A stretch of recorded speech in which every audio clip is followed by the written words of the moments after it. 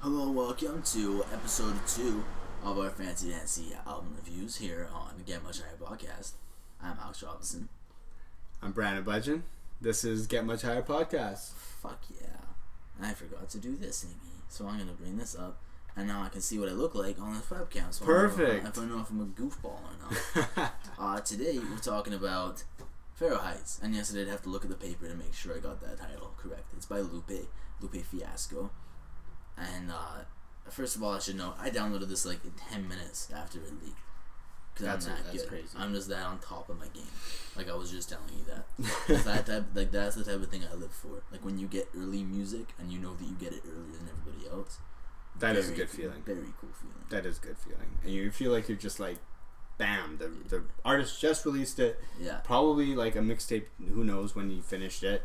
It's almost like right away, pretty much instant. And then Buddy told me about it, listened to it as well, and hence the review. We have our opinions now. Yeah, but before opinions, we're going to get all technical and stuff on you. First of all, let's talk about this title. PHAROAH. Yes. This could be a play, probably is like a slight word play on his old mixtape, Fahrenheit. Going like PHAROAH to Fahrenheit. Yeah. Makes a little sense. But at the same time, the PHAROAH keeping up with the Egyptian theme really ties in with like the general theme of this album or mixtape, I guess. Yeah, the mixtape. Well, let's tell them about the mixtape itself, or the mixtape cover, or the thumbnail that it uses. It's pixelate. I talked over you there. I'm sorry, but it's like a pixelated King Top mask, which ties in with the theme also, which we'll get to later on. I think I don't want to talk about that quite yet. Not quite yet, but we'll talk about that after. Yeah, for sure. We're not cutting shit out, man. Like this is it. Mixing. Blah, blah. Okay. Oh, also the back cover art is like a naked triangle. Illuminati. No, it's not Illuminati. It's a pyramid. Track 1. You ready for track 1? I'm ready for track 1. Track 1 is in. Now, every track in the song is like in the valley of kings and in valleys of Kings, pyramid schemes. Kings and pyramid schemes. And valleys of Kings, pyramid schemes. Yeah, exactly. Yeah. So that's how each track is in value of Kings and pyramid schemes, or Kings pyramid schemes. First track is in. Now this track is starting with like a spoken word narrative. Okay. At the beginning, you talk about it and then I'll talk about it. Okay. Because So I have the opinion of somebody who just listened to it and tried to dissect it, and he has the opinion of somebody who basically looked up the definitions and meanings of the things. Yeah, but I tried to figure out the meanings before I looked them up. And like a lot of the information I gathered, I did kind of already figure out, but there are certain lines where I was like, okay, I have to know what this means, and I looked it up. But first of all, Mister, the beat is the Metal Gear Solid 5 trailer. Like music, like that's what that is. Because and Lupe has also posted about how much he loves Metal Gear Solid before too. But at least how excited he was for 5 or something like that. I don't know. But also your fancy Nancy spoken word that you're talking about. Those are it's an intro, it's an outro, I think. And also interludes. Those are actually just direct quotes from the game. Oh yeah? Yeah. And I think I'm not sure if he's quoting, but he's definitely referencing the boss, which is the character. This I do know, actually, believe it or not. And the boss is a character that stands for freedom of race and religion and just like freedom of everything in general. The boss of that video game. Yeah, no, like the character's name is the boss, and he talks about the boss in there. And no, I don't think he talks about him. I think like the quotes for the outro and intro and everything are direct quotes that the boss says. And that character just stood for kind of equality throughout everything. You know what I mean? Yeah. Okay. Which ties in. That's pretty cool. Also. I actually didn't know that at all. That's pretty cool. So it's based on this video game. But it is spoken word at the beginning. Yeah. To sort of like build that up and talk about slavery and things like that. And the rapping itself on here is it's like a faster paced song, which I really like when Lupe does, because that's when he brings lots of lyrics, lots of cool different rhyme schemes and things like that. For me, it was a dope track, to be honest with you. It's a pretty meaningful song.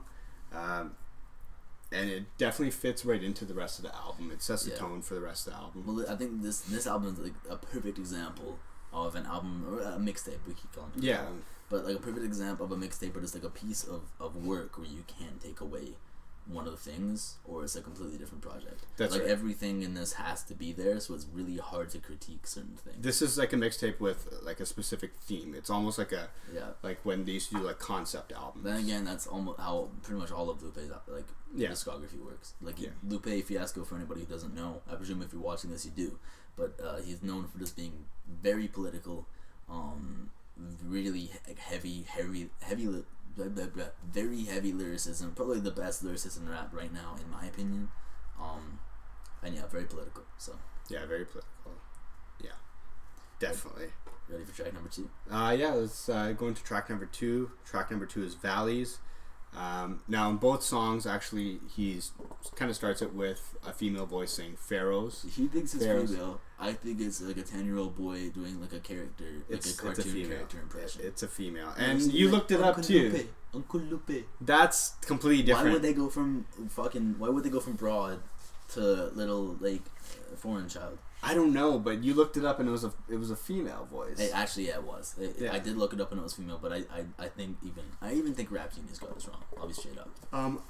But honestly, when I listen to that, and just the way it says it, and like I don't know, like why would like a little boy or whatever be saying that? Like I don't know. Like I always think of it as like a female. It's part of like the whole like underlying like wake up theme that we never really truly understand throughout the whole time. Like I'll spoil it now. Throughout this entire album, through every song, you hear this like Pharaoh, and it always sounds like you're trying to wake somebody up. And then for the last track, and that just actually, I won't talk about that later. This happens through every single song. Yeah, I'm pretty sure every single song. And I think that's one of the only themes that we don't have answered yet. We don't fully understand the wake up thing because it doesn't really tie in well with the other like more basic themes. Even like, but you described it reasonably well earlier though. But we'll talk about that later. We'll talk Valleys. We're talking about Valleys. Yeah. Basically, he's just talking about a lot of the negatives in society, where he's just like pointing out different things. Awesome flow in this song. Yeah. The rhyme schemes are dope. What did you think about it? Like a most fast paced one. Not most fast paced. Probably like the second most fast paced, and definitely my second favorite song off the album. Yeah. The first like actual line from this, I'm gonna quote. Yeah. It's a dollar mission, Mississippi masala, getting melons, getting a spot of competition. What? Okay, so first part, I'm gonna break this down because I love this so much. Dollar Mission, Mississippi Masala. That's like the older film with like the Indian broad. No, yeah, Indian broad and the black guy, and then like there's issues because they love each other and like racist issues. So it's already talking about racism. Then getting melons, getting a spot of competition. That's talking about like the type of melon that like is like a lighter, like an albino melon or some shit. Yeah. Like this part I did not pick up on myself. It's like a lighter complexion melon. So he's saying that like light complexion girls are like the Mississippi Masala thing. Mm-hmm. So he doesn't go for them, or he does go for them and he's a badass. I can't tell which one to be honest. But he's definitely talking about that. Yeah, and this carries on like with the talking about films and talking about games. And the first one is like one of the biggest themes of this album. No, the biggest film. The theme actually, because it ties in with the cover and everything too. Yeah. Mixing ancient history with modern technology. So like video games and film mixing with like the ancient history of Egypt and the Valley of Kings is obviously like an actual place in Egypt. Mm-hmm. And and he brings that into like current society and current like social norms and things like that. And he talks a lot about the negatives, like I mentioned earlier. Another thing that I forgot to mention with this one is he's basically pointing out what we think the right way to view success and things like that are in life. And like he has this pretty cool line here before he hits the chorus, which we'll get into as well. Yeah. Which is a pretty interesting line there too. We have the same one. Oh, we do. And in this line, he's got like basically talking about false accomplishments or false sense of success that we have. This line, he says, Bernie Sanders needs a Nike deal. Until then, he might be real. So it's basically like saying like if you like the way we think of things, because again, this is from the perspective of a video game character, kind of looking at society and looking at or like the world that they're in. A character in a film. Or a character in a film. Goes both ways. It's a little satirical. Yeah. Either way you look at it, and He's basically saying like, oh, Bernie Sanders doesn't have a Nike deal. Until then, he might be real. Basically saying like the way that we look at stars or athletes and things like that. Like if they have a Nike deal, hey, they're pretty legit now. They're like they're somebody cool. They're somebody I should pay attention to. But until then, like I don't know if he's good. Like I can't form my own opinion basically. And then the line that comes right after that, if Phil Knight.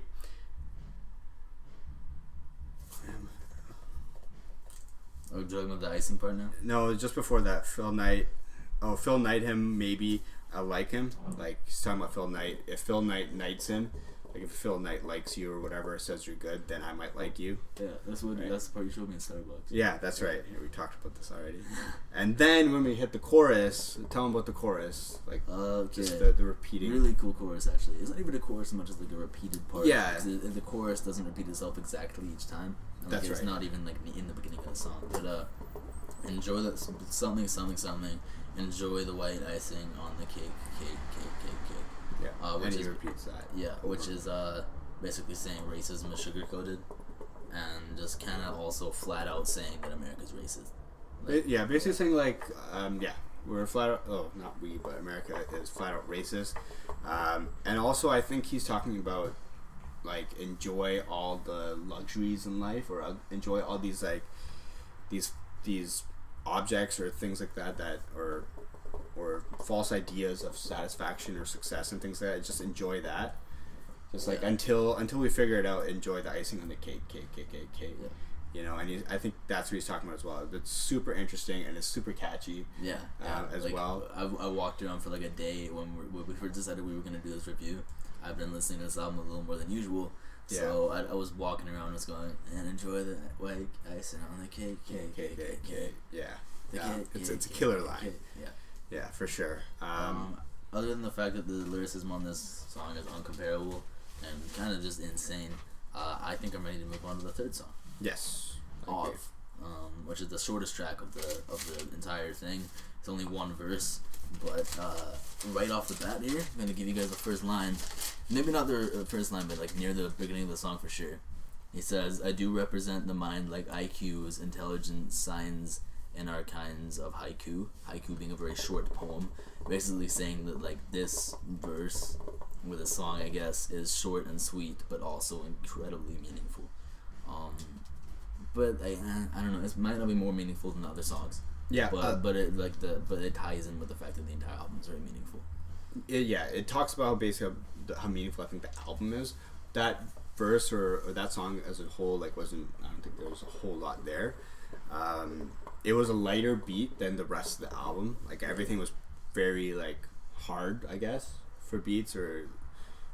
Definitely not like a light, happy-go-lucky kind of beat. Also, I want to note, like, because this is a mixtape, he's not really making his own, like, using his own beats here for the most part. Like, we got a Weekend beat for one, and then this one is produced by Jay Dilla, and he actually shouts out Dilla in the beginning of the song, said like "young, pure, over Dilla." I don't know what that means, but yeah, like it belongs, I guess. Like it goes with the rest of the album, but this song itself didn't add anything to the album for me.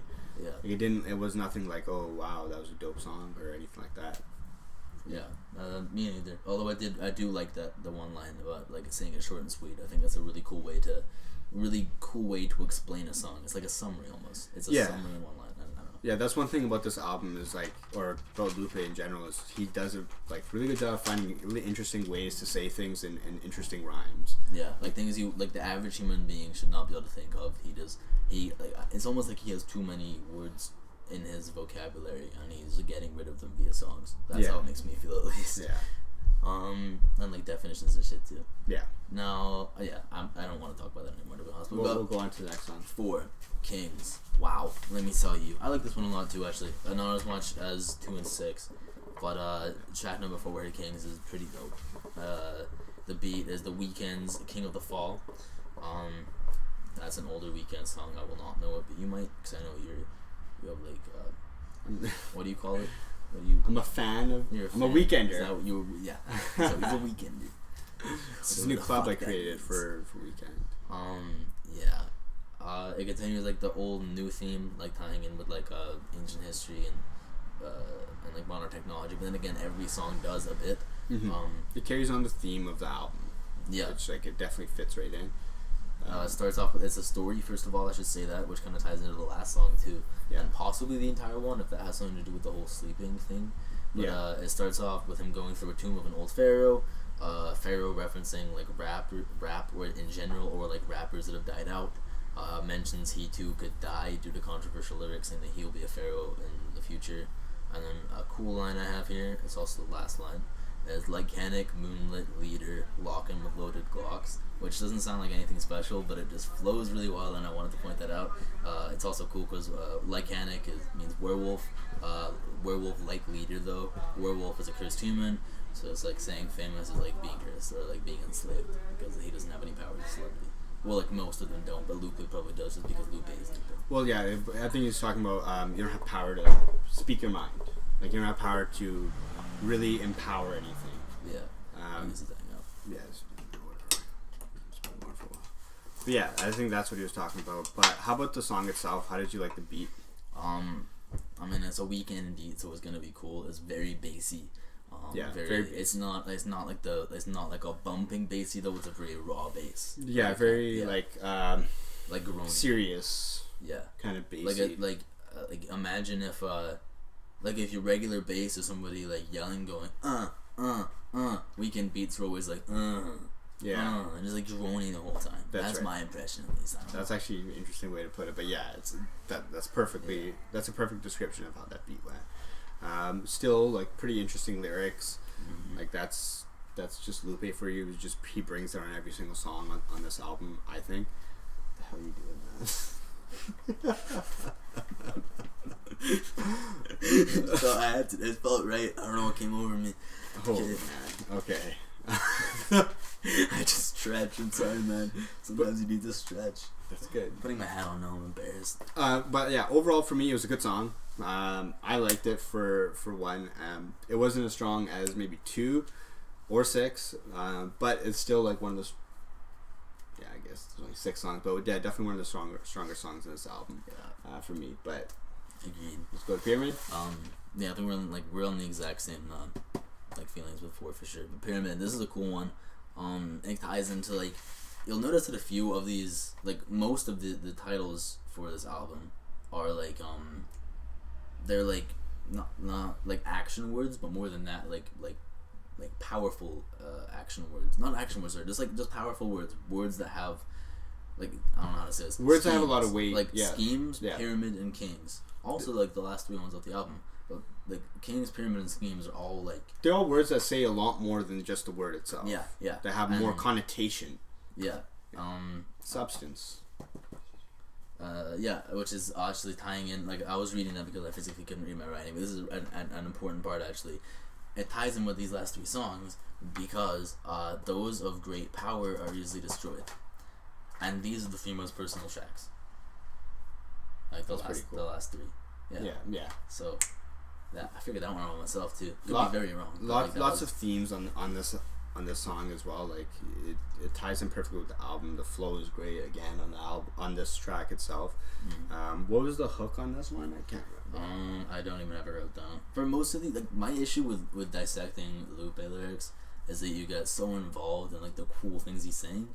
They're like, then when it comes to things you should already know, like the hook and like the intro or like the beat or something, you're like, couldn't tell you, man, but you like read that one line. Yeah, read that one line. Yeah. Like, I feel like this is definitely more of a dissection than a review, just because that's how Lupe reviews go. I think you can't not dissect it. This track especially, or maybe 6, like, gives you his, like, is very good at giving you his emotion. Mm-hmm. Right, like, he gets his emotion across on this track. Yeah. Which I liked a lot, but. We'll move on to the last one. Actually, I'm not ready quite yet. No? It's not a big thing, but I want to point out that he's more historical than modern in this song. And that might tie into the personal thing, too. But, like, he references things like Lion of Lucerne, which is from the French Revolution. It's like a statue of a lion. And then Bay of Pigs, which is like a failed Cuban invasion. Mm-hmm. And, like, other stuff. Of course, I looked all this up online, because I do not know any of that at all. Bay of Pigs? No, man. Okay. I thought it was like a field of pigs or something. Oh god. Last one, Schemes. Really cool. Bedtime story. Almost. This was what throws off the entire possible sleeping theme, because it goes from somebody sleeping the entire time to the person that was sleeping telling a bedtime story. Yeah, that's right. Like, well, the person you think was sleeping at the beginning. Unless it switches characters. Unless it's switching characters, but unless what the meaning of Pharaoh is, and we have different perspectives on what the meaning of Pharaoh is on this album, which we'll talk about once we recap the whole thing. But the song itself, the track itself is like a really, really dope song. It's like it's a single on a regular album. Like I guess at the same time though, it physically couldn't be because like it's not 17. It's like 7 minutes long. Yeah. And it's LUPE too. Yeah, and the subject matter wouldn't allow it to be played on the radio. Wouldn't make sense. Yeah, but it's it's the banger of this song if there is one, and it's I feel like you misused the word bang.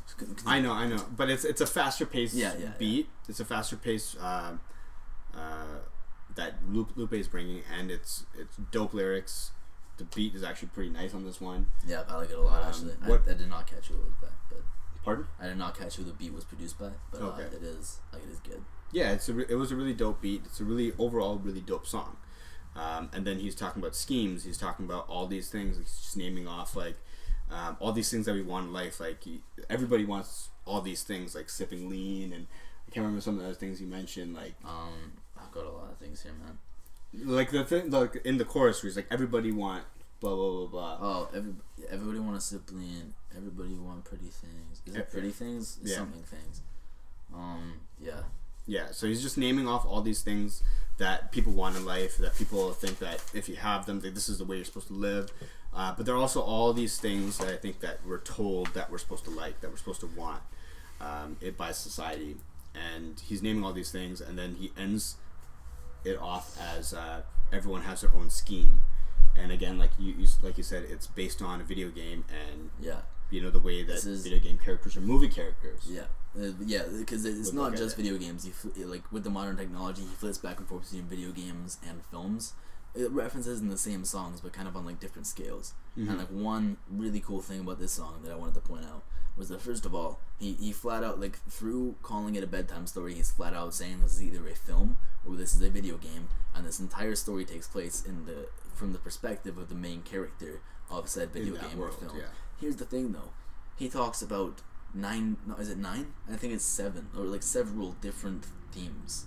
Not themes, sorry, settings. Mm-hmm. Which means that this is multiple characters. There are multiple main characters, multiple things. That's right. Yeah. And we'll get into what Pharaoh is, and yes, it's gonna make sense. So okay, I just made like a big deal about putting this over there because it made me feel cool, but I definitely need this to dissect this because this is a big one. This is a big one. So start of it describes his character, and he kind of sets up these schemes, which is basically the way he wants to get the way people want to get these things, these like untangible but this like overly desired objects. That's right. And that is the scheme. In this theme, the schemes go from kidnapping to torturing to even murdering, and other stuff that I'm not gonna spoil. But verse 2, see that was one verse, that part. That was one. Like that's and that was all the settings and stuff too. But verse 2, the character is fucking up his schemes. He's not doing what he wants to do, or at least what he doesn't think is the right thing to do, which kind of ties into the fact that we're told as a society how to act and not necessarily do things by ourselves. So he thinks he's fucking up and he tries to fix it. That's right. That's what I got from perfect. Yeah, that's perfect. Yeah. It's a pretty cool theme in this. Mm-hmm. That's why I enjoyed this song so much on so many different levels. Yeah. Okay. And then verse 3, Verse 3,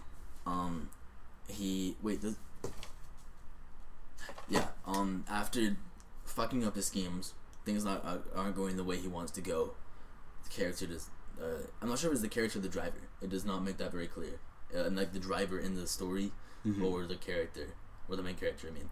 But whoever it is kills themselves because it's not going their way. Next verse, I'm sorry if you want to say something about that, but I have to jump to shit away. Next verse, he says, "Just kidding, the character's not dead." And then instantly goes to the next verse. These are 2 very short verses. Instantly goes to the next verse and saying, "Just kidding, he's really dead. The story's over." And then the story ends. And then we have something else that I'll touch on after your next point. Say something. It'd be cool. Yeah. Yeah, it's like he goes through this whole story with you, and I think it's so freaking interesting the way he talks about society and his perspective on things like that. Because his perspective on, like, you know, we have all these things that we're told by society that we're supposed to want, and we're supposed to live like this and get these things, and then when we have these things, we know that we're successful and that we're valuable and we're cool, basically. Exactly. And then when we don't get these things, like, what do? Then you just kind of kill yourself. You give up. Yeah. You're not worth anything. Obviously, this might be a little over dramatic, but like that's how storytelling works. That's how storytelling works, and yeah, only that part of the story comes through because that's what the artist is trying to convey to us. He's trying to give us this message, and I think, like, anytime there's like that is him. Like, that is true. Like, that is what he believes. That is what he thinks, and we as listeners get that. Yeah, well, we got some of it.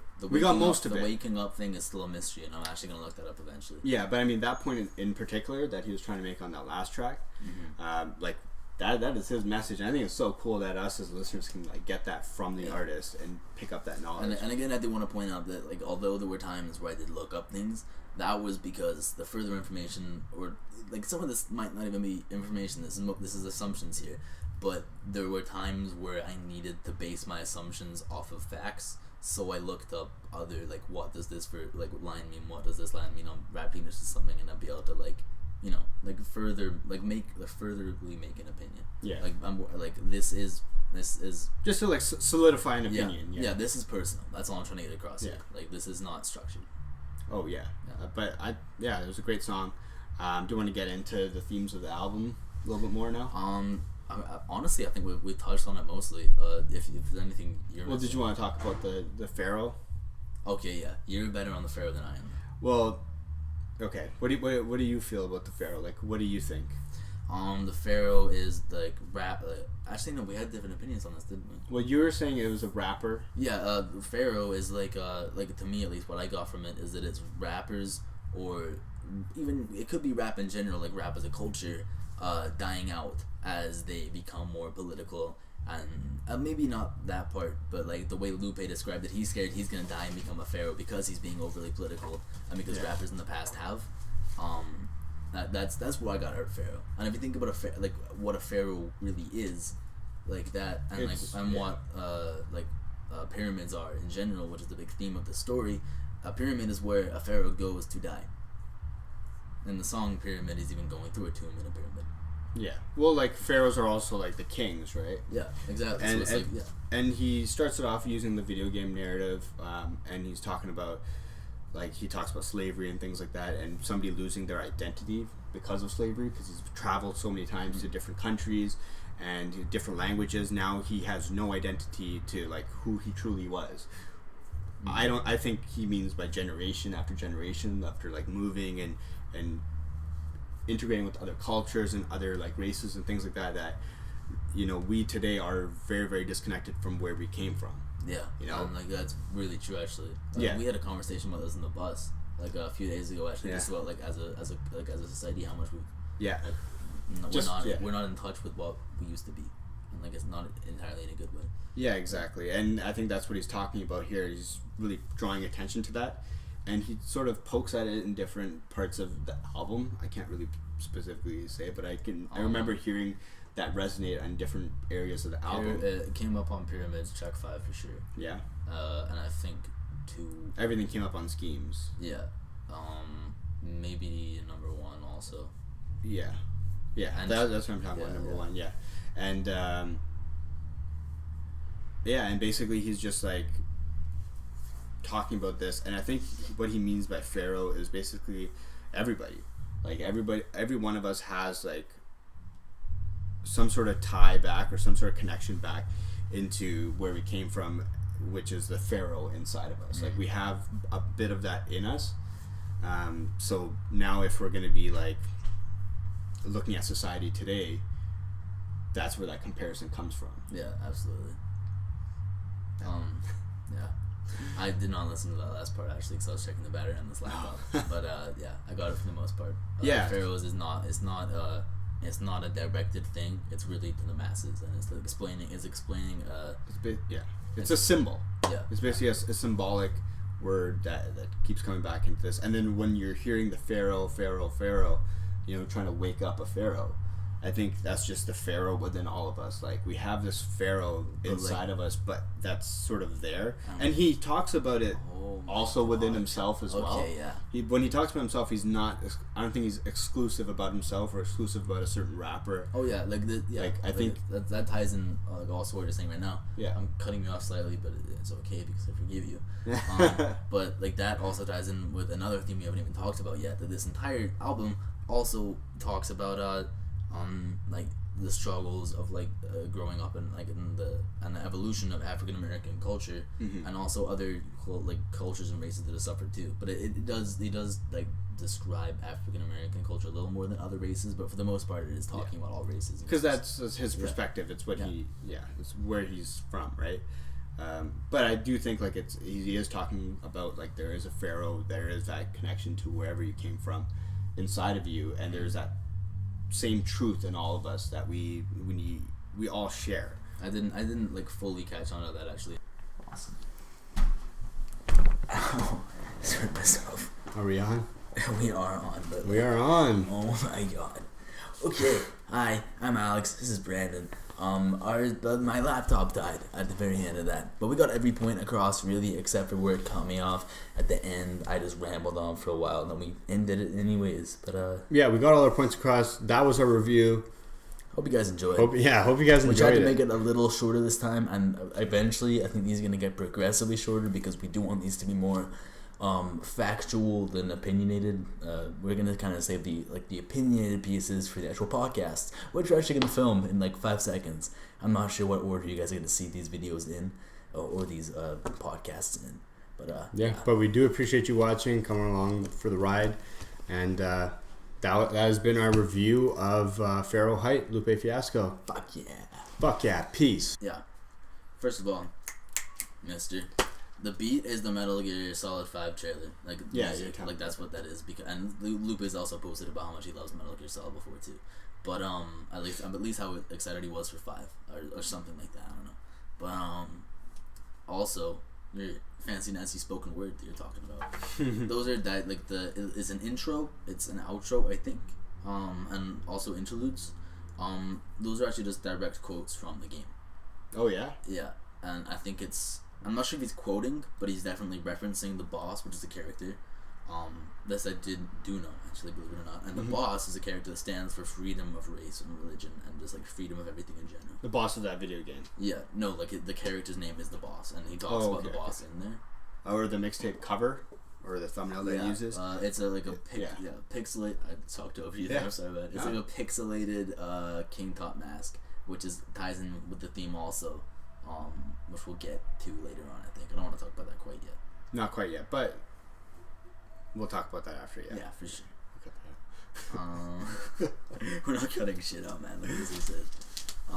Mixing, blah, blah. Okay, also the back cover art is a naked triangle. Illuminati. No, it's not Illuminati. It's a pyramid. Track 1. You ready for track 1? Yeah. Ready for track 1. Track 1 is in. Now... Yeah, every track in the song is in the valley of kings and in valleys of. You feel like you're just bam. The artist just released it. Yeah. Probably a mixtape. Who knows when he finished it? It's almost right away, pretty much instant. And then, Buddy told me about it. Listened to it as well, and hence the review. We have our opinions now. Yeah, but before opinions, we're gonna get all technical and stuff on you. First of all, let's talk about this title, Pharaoh Height. This could be a play, probably is a slight word play on his old mixtape Fahrenheit, going Pharaoh Height to Fahrenheit. Yeah, makes a little sense, but at the same time, the Pharaoh Heights keeping up with the Egyptian theme really ties in with the general theme of this album or mixtape, I guess. Yeah, the mixtape. Well, let's tell them about the mixtape itself.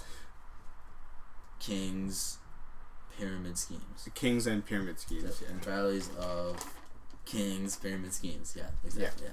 So that's how each track is in value of kings and pyramid schemes, or kings pyramid schemes. First track is in. Now this track is starting with like a spoken word narrative.